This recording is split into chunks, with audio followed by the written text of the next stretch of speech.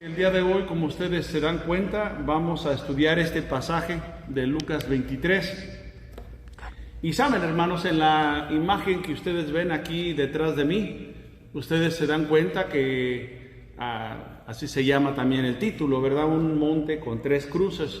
Pero lo curioso es que siempre, hermanos, que buscamos nosotros una imagen acerca de la crucifixión, siempre encontramos, ¿verdad?, las otras dos crucifixiones también, o mejor dicho, las otras dos cruces. Y sabemos que estas dos personas que murieron al par del Señor, pues eran asesinos, ¿verdad? Eran ladrones. Y es todo lo que sabemos. En verdad, yo no sé si alguna vez ustedes han escuchado un mensaje donde nos pongamos a reflexionar acerca de las dos personas que murieron al par del Señor.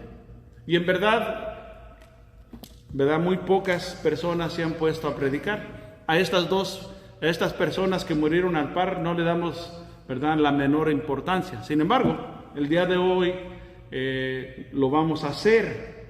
Y hay un propósito, hermanos. Hay un propósito al hacerlo. Y quiero que sepan, hermanos, que solamente en el Evangelio de Lucas, es donde nosotros, hermanos, encontramos un pasaje que nos ayude para estudiar y ver quiénes eran exactamente estas dos personas que murieron al par del Señor. Y es en Lucas 23, hermanos, como ya leyó nuestro hermano Edwin, versículo 39, y dice así: uno de los malhechores que estaban colgados le injuriaba diciendo: si tú eres el Cristo, sálvate a ti mismo y a nosotros. Pero en verdad, hermanos, no era una petición de ayuda, era más que todo, era una burla. Este hombre que está aquí, hermanos, en este monte Calvario, este hombre representa una persona, ¿verdad?, que murió con mucha rebeldía. Esta es una persona, hermanos, que nos damos cuenta que en verdad su petición no era una petición de salvación, no estaba rogando por sí mismo, en verdad se estaba burlando del Señor. Si en verdad eres el Cristo, le dijo. Y la idea, hermanos, es que este hombre murió rechazando a Cristo. Y lo triste es que estaba a centímetros, hermanos, del Salvador del mundo. Y en vez de refugiarse en Él, en vez de encontrar en Él el perdón y la salvación, lo que hizo fue burlarse de Él. Y nos damos cuenta, hermanos, que como Él, en verdad había muchos. Saben, hermanos, aquí en este capítulo 23 encontramos una serie de personas que fueron exactamente al igual a esta persona que fue colgada al par del Señor. No sabemos su nombre, ¿verdad? No sabemos, ¿verdad?, mucho de su pasado. No sabemos nada, en verdad. El Nuevo Testamento, en verdad, no se enfoca en decirnos nada acerca de ellos. Y lo poquito que podemos saber de ellos, hermanos, lo encontramos aquí en Lucas 23. Y saben, esta persona tenía la misma actitud que muchas otras. Por ejemplo, en el versículo 35, dice allí: y el pueblo estaba mirando, y aún los gobernantes se burlaban de él, diciendo: a otro salvo, sálvese a sí mismo, si este es el Cristo, el escogido de Dios. Así que este criminal, no fue el único, hermanos, que actuó de esta manera, en una manera rebelde, en una manera, ¿verdad?, tan cruel, en una manera tan desabrida, podríamos decirlo. Habían muchos más. En el versículo 37 nos encontramos que también los soldados le dijeron al Señor: si tú eres el rey de los judíos, sálvate a ti mismo. No solamente eso, se burlaron, ¿verdad?, clavándole en la cruz, por encima de la cabeza del Señor, un anuncio que decía: este es Jesús, el rey de los judíos. También en el versículo 39, hermanos, y saben, podemos seguir mencionando una serie de pasajes de gente que continuamente, simplemente se estaban burlando del Señor. Y la idea, hermanos, es que todas estas personas reflejan una mentalidad. Todas estas personas, en verdad, lo que estaban haciendo es revelándonos que no miraban a Jesús como el Hijo de Dios, no miraban al Señor como el Cristo, realmente no creían en Él, simplemente lo miraban como un ser humano. Y saben, hermanos, estas personas, como no eran personas de fe, literalmente simplemente eran personas mundanas. Y cuando digo mundanas, hermanos, no me refiero a que vivían en pecado, pues todos vivimos en pecado. Cuando la Biblia habla de personas del mundo, se refiere a aquellas que solamente dependen de sí mismo y no confían en Dios para nada. ¿Verdad? Hay personas que dicen, mira lo que mis manos han hecho, pero totalmente se olvidan que no fueron sus manos, fue Dios quien les dio todo lo que tienen. ¿Saben? El hombre cristiano dice, Dios me lo dio. El hombre mundano dice, mis manos, mi sudor, ¿verdad? Mi trabajo han hecho esto. Y todas estas personas, ese es lo que reflejan, ¿verdad? Esa mentalidad mundana, esa mentalidad humana, esa falta de fe, esa confianza, esa falta de confianza en Cristo. Este hombre, hermanos, murió renegando, murió sin fe y murió en sus pecados. Pero como él, hay miles de personas así en todas partes. Inclusive aquí mismo, también entre nosotros existimos personas con este tipo de mentalidad. Y yo hasta puedo justificar a este ladrón, hermanos. Yo hasta puedo justificar a este criminal, a este asesino, porque seguramente la vida pues no le fue fácil. A lo mejor fue un huérfano, a lo mejor perdió sus padres, o a lo mejor lo abandonaron allá en el basurero y alguien tuvo misericordia de él y lo crió, pero de mala forma. Este hombre, hermanos, a lo mejor el mundo lo trató mal y él trató mal al mundo. Esta persona, hermanos, yo la puedo justificar por su estilo de vida, puedo hasta justificarlo por el no haber creído en Jesús. Nadie le había hablado a él del Señor. Este hombre, hermanos, seguramente se pasó su vida entera en diferentes círculos, en diferentes ambientes a los de Cristo. Y aunque Cristo anduvo para arriba y para abajo, hermanos, aquí en Judea, en Galilea, predicando el Evangelio, a esta persona no se le alcanzó a predicar el Evangelio. ¿Por qué? Porque tenía diferentes hábitos, tenía diferentes costumbres, ¿verdad? No era una persona que seguramente habitaba el templo o la sinagoga. No era una persona que seguía a Jesús, ¿verdad?, para buscar un milagro. Esta persona simplemente vivía para sí mismo, para sobrevivir, para sacar dinero. Y lo que no entiendo, hermanos, es que si esta persona tenía razón, ¿por qué entre nosotros sabemos muchos que actuamos de la misma manera? Y la razón que lo digo, hermanos, es que, ¿saben? Domingo tras domingo nosotros estamos enviando el llamado de Dios, la invitación de Cristo, para que si entre nosotros hay personas que todavía no obedecemos el Evangelio, lo hagamos. Pero al igual actuamos de esa manera insensible, nos da igual, ¿verdad?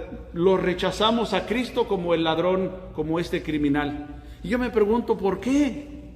Yo puedo justificar a este ladrón, yo puedo justificar a este criminal, pero a nosotros, ¿cómo es que los puedo justificar?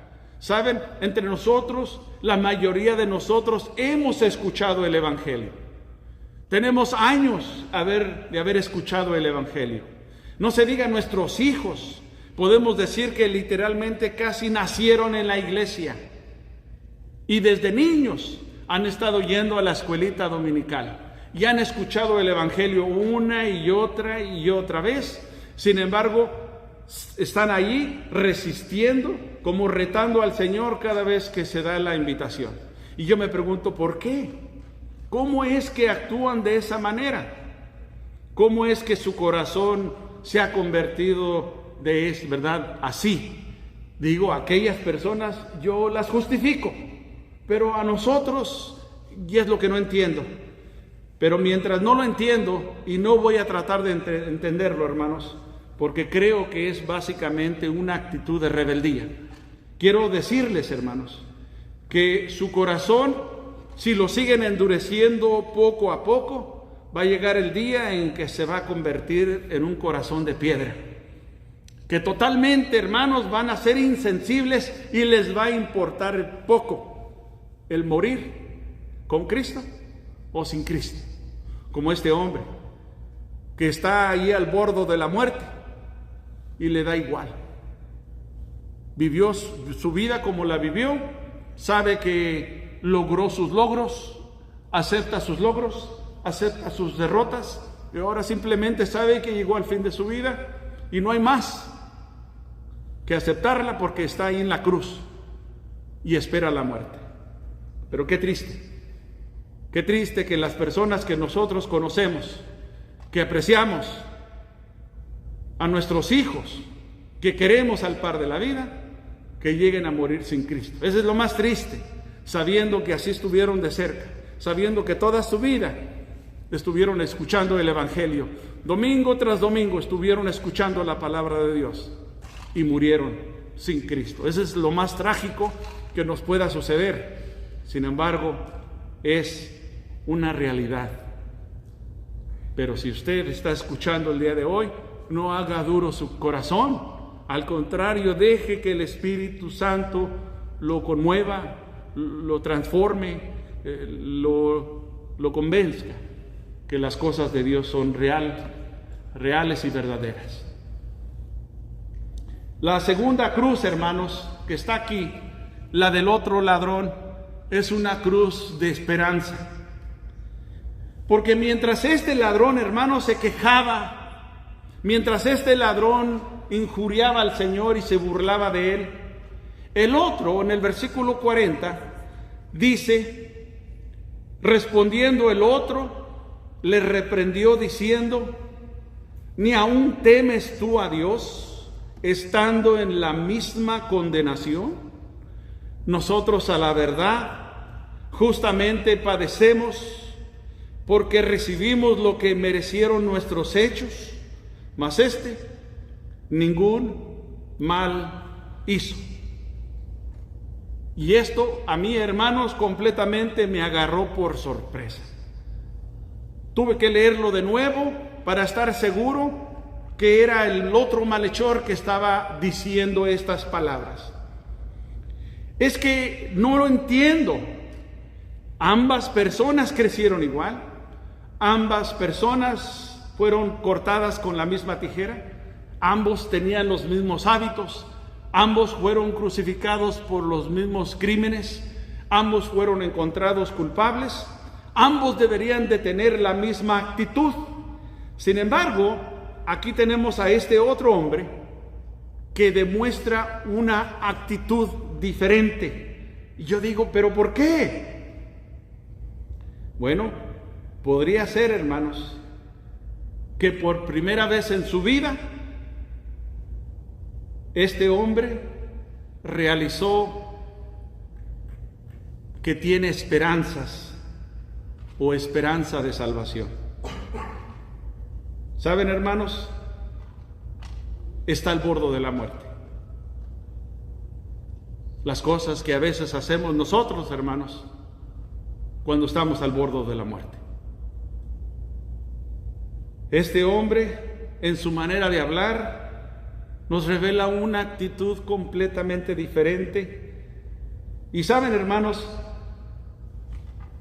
se da cuenta como aquel ciego de Jericó, que al oír que Jesús pasaba por ahí, allá en Marcos 10:47, comenzó a dar voces a decir, Jesús, Hijo de David, ten misericordia de mí.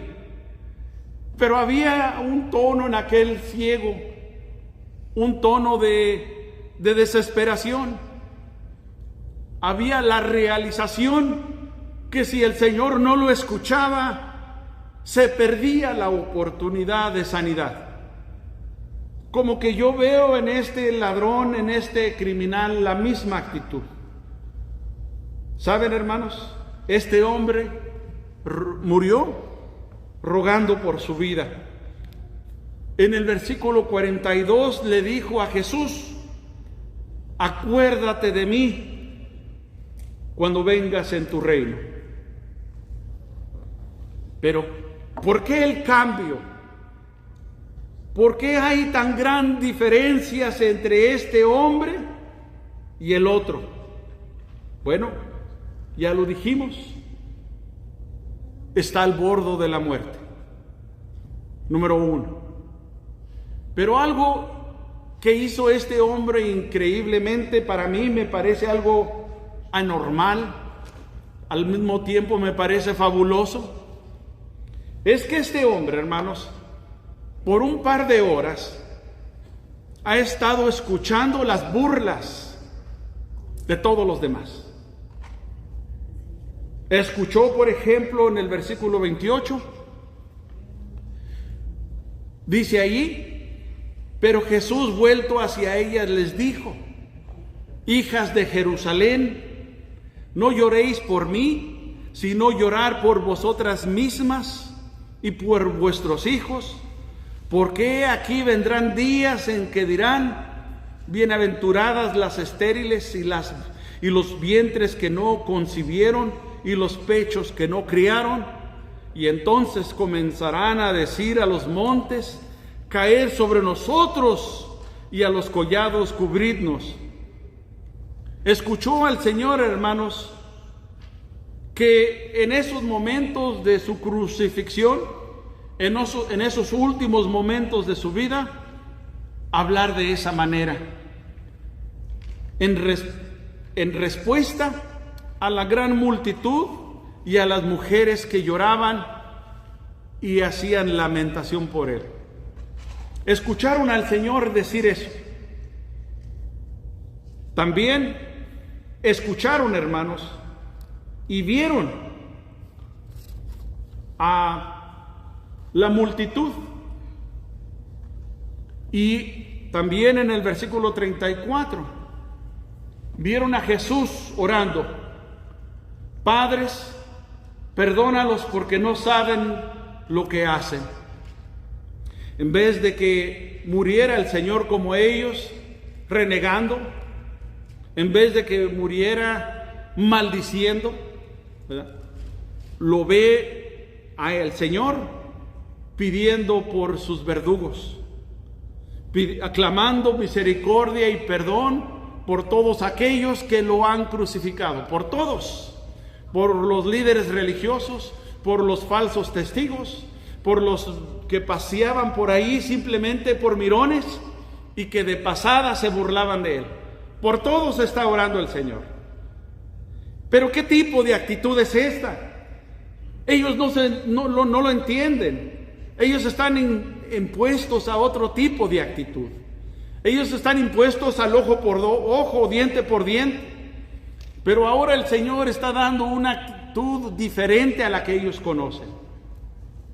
Escucharon, hermanos, en el versículo 35 al pueblo burlarse de Cristo, diciendo: a otro salvó, sálvese a sí mismo, si este es el Cristo, el escogido de Dios. Y saben, hermanos, este criminal, a él no se le impartió el evangelio como a usted y a mí. A él no le predicaron las buenas nuevas como usted y yo las hemos escuchado. Este ladrón en un par de horas vio el evangelio.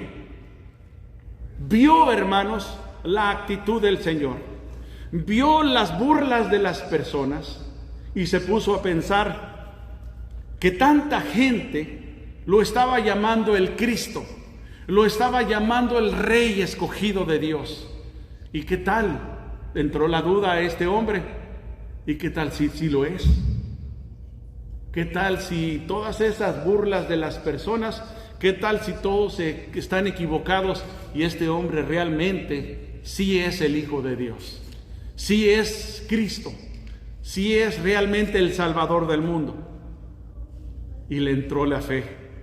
No lo puedo creer, le entró la fe de una manera incorrecta, porque la palabra de Dios dice que hay que escuchar el Evangelio, hermanos, las buenas nuevas de salvación, el Evangelio de nuestra salvación, dice así. Pero este hombre lo que escuchó fueron las burlas que le hicieron, y de todo eso que escuchó le entró la fe. Vaya usted a saber de dónde, en qué rincones de nuestro mundo, hermanos, surge la fe. Aquí, por ejemplo. Este hombre, hermanos, no solamente murió con la esperanza en su corazón, sino murió con la certeza de que Cristo, hermanos, lo iba a salvar, porque se acercó a Él.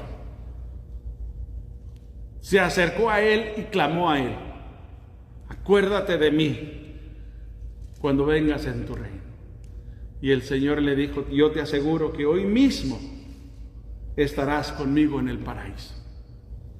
Murió, no con esperanza, con la certeza de fe. Porque una cosa es esperanza, esperar lo que no vemos, y otra cosa es que te garanticen lo que esperas. Y yo me pregunto, ¿será eso la clave? ¿Será que nosotros, hermanos, necesitamos estar al borde de la muerte para obedecer el Evangelio? ¿Será que eso es lo que necesitamos, esperar a que nuestros hijos o nuestras amistades lleguen a una experiencia al borde de la muerte y luego sabremos que corriendo van a venir a obedecer el Evangelio?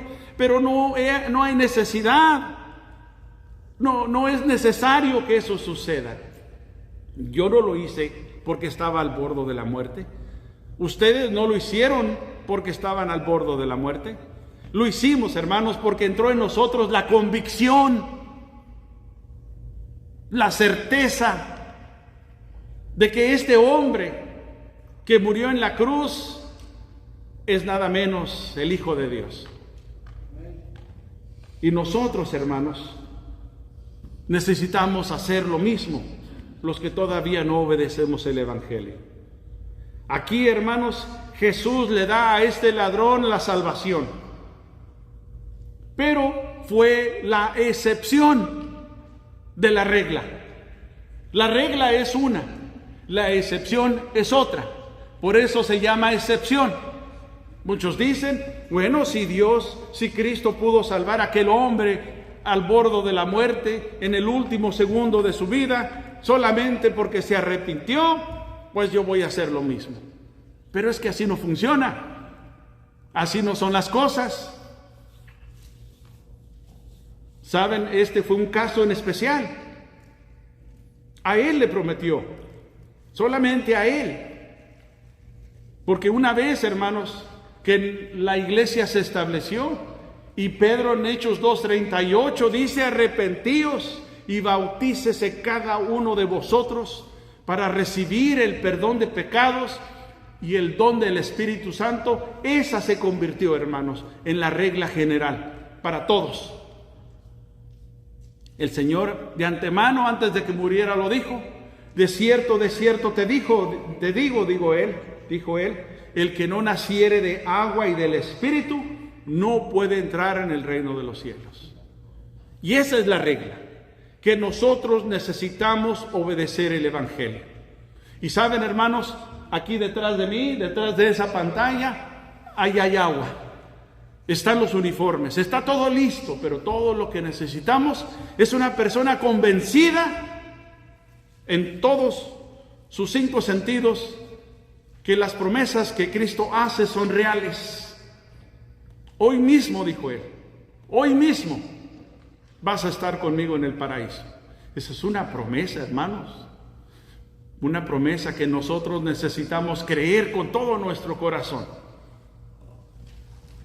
Nosotros, al igual, necesitamos aceptar y entender, sin duda alguna, que el Señor nos prometió que en la casa de su Padre hay muchas moradas y una de ellas es mía. Y que fue a preparar lugar porque el día de mañana va a venir por mí. Esa necesita ser nuestra convicción. Esa necesita ser nuestra fe. Y al igual, hermanos, también nosotros necesitamos creerla. Por último, hermanos, la última cruz es la más importante para mí. Es la cruz de salvación. ¿Saben? El que murió ahí, nosotros sabemos, es nada menos que nuestro Señor Jesucristo. Y saben, hermanos, desde un principio, desde que Simón de Cirene le ayudó a cargar su cruz, desde el momento que entró en Jerusalén una semana anterior, desde que él nació, hermanos, desde el que estaba en el cielo, siempre lo ha sabido que a eso venía la tierra. Y en la cruz se miró a sí mismo como el Salvador del mundo. Se miró como el Salvador del mundo. Eso sin agregarle los demás eventos, como Juan el Bautista que dijo: he aquí el Cordero de Dios que quita el pecado del mundo. Porque al morir el Señor, hermanos, Él se vio a sí mismo como ese Cordero. Y como sacrificio, hermanos, se vio como un sacrificio agradable en olor grato para Dios. Ese es mi Señor. Ese es el que murió en la cruz. Se murió, hermanos, convencido de quién era Él. Y convencido porque estaba ahí en ese lugar, en esa cruz. Y saben, hermanos, murió voluntariamente. Nadie lo forzó. Él mismo dijo que Él daba su vida por sus amigos. Él fue el mismo, hermanos, que al estar allí fue porque Él fue voluntariamente, porque sabía, hermanos, que era la única manera de poder salvarnos. Dijo Él: nadie tiene mayor amor que que uno ponga su vida por sus amigos. Él fue a la cruz, hermanos, sabiendo que era la única manera que nosotros podíamos salvarnos. Y fue a la cruz, hermanos, para darnos esa segunda oportunidad que todos necesitamos y que muy pocos de nosotros, hermanos, estamos abriendo los ojos a esa gran realidad. Él es mi segunda oportunidad de perdón de pecados. ¿Saben, hermanos? Él murió en la cruz. Murió, hermanos, porque sabía que no solamente, hermanos, le daría el reino de Dios al ladrón, sino que le daría el reino de Dios a cada uno de ustedes, a cada uno de nosotros. Murió con esa convicción de que su muerte no iba a ser en vano. Y nosotros somos testimonio, hermanos, de que no murió en vano, porque estamos aquí para glorificar su nombre. Estamos aquí, hermanos, para alabarlo. Estamos aquí para glorificarlo, para darle gracias, porque hace 2000 años ese hombre murió por nosotros y nosotros aprovechamos su muerte para el día de hoy estar disfrutando de su salvación. Pero faltan ustedes que todavía no obedecen el Evangelio. Necesitan también ustedes caer rendidos. Necesitan vencer esa rebeldía, esa incredulidad. Necesitan dársela al Señor y necesitan decirle: Padre Santo, a tu Hijo que tú lo enviaste a la cruz, pues ahora en este día yo lo acepto como mi Salvador y obedezco sus requisitos de bajar al agua y ser revestido de Él. Necesitamos esa convicción el día de hoy. Y es nuestra oración que lo hagamos y que el día de mañana no muéramos, hermanos, no muéramos sin haber obedecido el Evangelio. Y no seamos añadidos a esa lista de personas como este ladrón que murió aquel día, que hoy se está lamentando allá en el infierno, hermanos, el haber actuado como actuó. porque al igual, al par, había otro hombre que pudo haber hecho lo mismo, pero decidió de otra manera. Pero ellos ya son parte del pasado. Usted y yo somos parte del presente. Usted y yo necesitamos ahora nos toca a nosotros, hermanos, enfrentarnos a esta realidad. ¿Qué hacemos ahora que el Evangelio se nos ha predicado? Decidir correctamente. Y es por eso, hermanos, que la invitación es dada para usted, para que el día de hoy usted también pueda actuar de una manera correcta y obedecer de una manera que Dios espera que haga. Vamos a cantar este cantito, vamos a ponernos de pie, pero recuerde que la razón que cantamos el cantito es para que nos dé tiempo de caminar al frente y rendirle cuentas a Dios y entregarle nuestras vidas para que Él las purifique, para que Él nos perdone y para que nos ayude a comenzar de nuevo. Que el Señor les bendiga.